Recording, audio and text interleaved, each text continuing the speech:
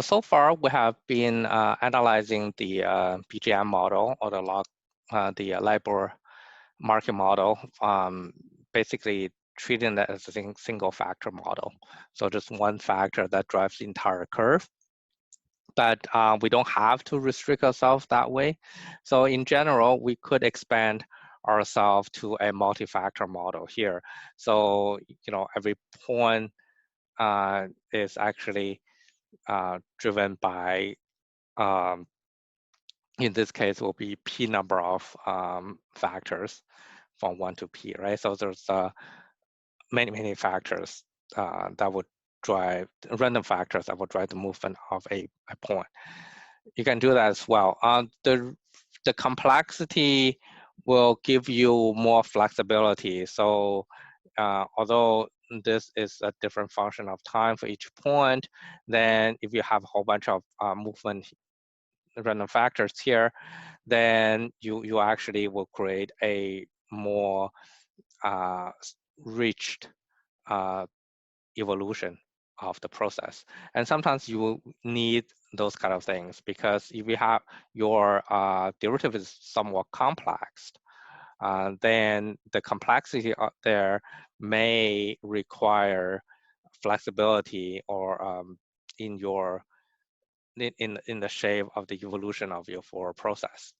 So to get that additional richness in structure, you may have to have multi-factor models. I've used some examples here, just for example, that you have something like a sticky cap or ratchet cap. For those kind of things, you probably need something of more of a structure there in your evolution rather than just a single factor model.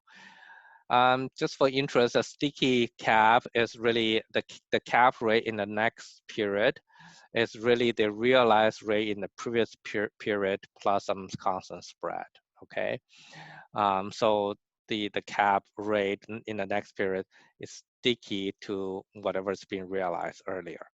So it wouldn't go too far away from what's being realized. A ratchet cap is really a cap where the cap rate in the next period is the minimum of the realized one in the last period, or the cap rate that was determined earlier for the last period. Okay, so and you look at it, which one is better for the holder of that, or which one's more valuable?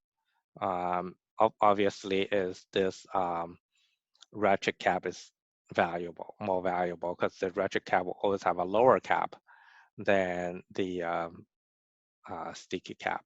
So it's the minimum of that plus the spread. And here is just this R. So if the last period's cap rate is actually lower, then the ratchet cap will have a lower cap rate than the sticky cap. But so basically, this is just a an example that if you have something that is more complex in the nature of your derivative asset that you need to price, you probably want to have more complexity in the in your forward rate process to be able to properly handle that.